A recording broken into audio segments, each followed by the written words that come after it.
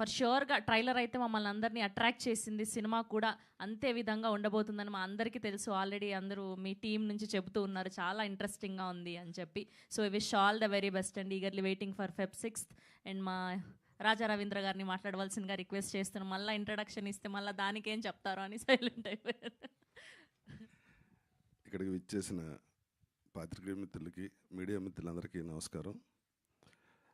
Director గారు మొత్తం cinema గురించి చాలా డీటెయిల్గా చెప్పారు.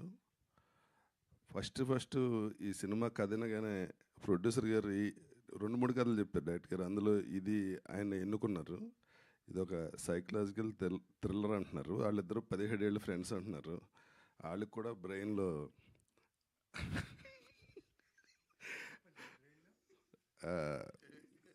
ఆ థ్రిల్లర్, ఆ సైకలాజికల్ సైకో ఇది ఉంటుంది. ఇద్దరికి బాగా మ్యాచ్ అయింది. ఈ కథ డైరెక్టర్ గారు చెప్పినప్పుడు ఫస్ట్ నవీన్ గారితో అన్నాను, డైరెక్టర్ గారు బాగానే చెప్పారు, ఇది ఎలా తీస్తారండి అసలు సినిమా కింద చూద్దామని చేసి అన్న. చెప్పిన దానికన్నా చాలా బాగా తీశారు. అలాగే నాకు ఒక ఎక్స్ట్రాడినరీ క్యారెక్టర్ ఇచ్చారు. ఇది నా కెరీర్లో గుర్తుండిపోయే క్యారెక్టర్. నాతో ఇంకా చాలా చాలా అద్భుతంగా చేయించారు.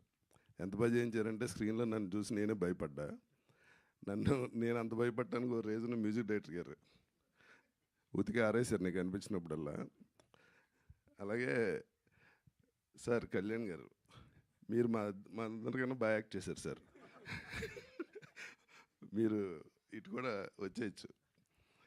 మా డిఓపి గారు అసలు హాలీవుడ్ ఫిల్మ్లో చేశారు, పొగట్టం కాదు. అందరూ ఈ సినిమాలో టెక్నీషియన్స్ అందరూ చాలా చాలా కష్టపడి సినిమాని చాలా గొప్పగా చేశారు. స్క్రీన్లో మొత్తం సినిమా చూసి షాక్ తిన్నాను నేను. ఇదేంటండి చెప్పింది కానీ బాగా తీశారు డైరెక్టర్ గారు. ఎందుకంటే అండి ఆ కథ అటువంటిది. అంటే రెగ్యులర్ కథ కాదు. ఒక మూఢనమ్మకంతో కోటీశ్వర్లు అయిపోవాలని చెప్పి జీవితాన్ని సర్వనాశనం చేసుకుని మొత్తం ఫ్యామిలీ రూయిన్ అయిపోవటం చాలా ఎమోషనల్గా ఉంటుంది సినిమా.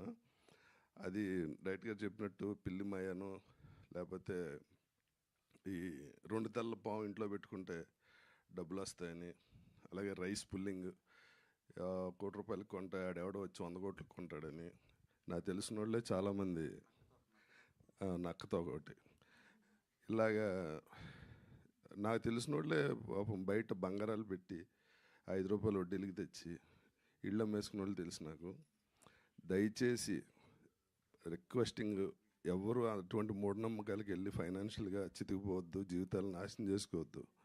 అదే ఈ సినిమా మెయిన్ థీమ్. ఇకపోతే నవీన్ గారి గురించి చెప్పక్కర్లేదు.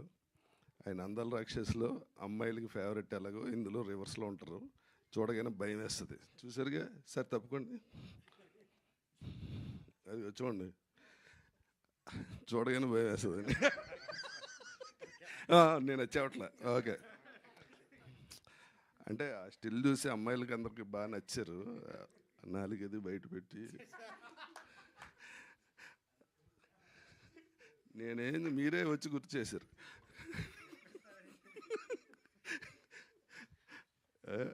సరదాగా అనుకోవటం తప్ప. ఇప్పుడు ఒకటి క్యారీ చేసుకుని వెళ్తారు మీరు అందరూ, ఇంటికి డిస్టర్బ్ అవుతారు అంటున్నారు. డిస్టర్బ్ అయ్యేది ఏంటంటే మనకు తెలిసిన వాళ్ళు ఎవరన్నా ఇలా చేస్తే మనం వాళ్ళకి అడ్వైజ్ ఇచ్చి ఆపుదాం.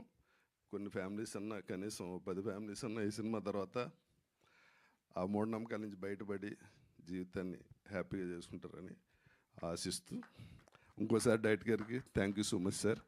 ఆర్టిస్ట్గా నేను చాలా రోజుల తర్వాత చాలా హ్యాపీగా ఉన్నాను. Thank you. దివ్య ఇలా ఉంది కానీ సినిమాలో మామూలుగానే ఉంటుంది. అలా ఎక్స్పెక్ట్ చేసి వెళ్ళొద్దు. ఈవిడైతే గుర్తుపట్టరు, మామూలుగా శారీ వేసుకుని ఫుల్ ఇది. దివ్య చాలా బాగా చేస్తుంది. వీళ్ళ గురించి చెప్పక్కర్ల ఆర్టిస్టులుగా. దివ్యని మాత్రం చూసి షాక్ అవుతారు. అంటే ఒరిజినల్గా తను ఫుల్గా శారీ కప్పుకుంటే ఫేస్లో విలనే ఉంటుంది. అది దాన్ని డైరెక్ట్ గారు ఎక్స్పోజ్ చేశారు ఈ సినిమాలో. ఆవిడ చేయలే. Thank you very much. Thank you Raja.